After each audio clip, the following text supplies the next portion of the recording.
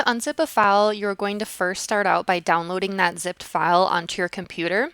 This can be done by hovering over the file and right-clicking and selecting download. You can also hover over the file and select these three dots in the corner here and download them to your computer.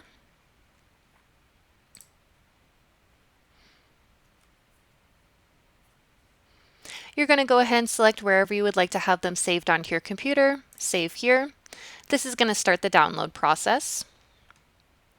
Once these are downloaded to your computer, you are going to navigate to where you have them saved. In my case, these are going to be saved in the Downloads folder on my computer. You'll see that zipped file here. To unzip and extract these files, you're going to right-click on here, select Extract All, Extract.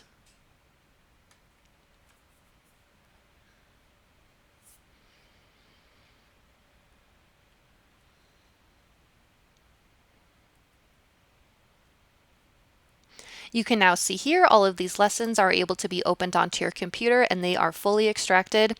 These are all going to be saved so you can go ahead and close out any of the windows.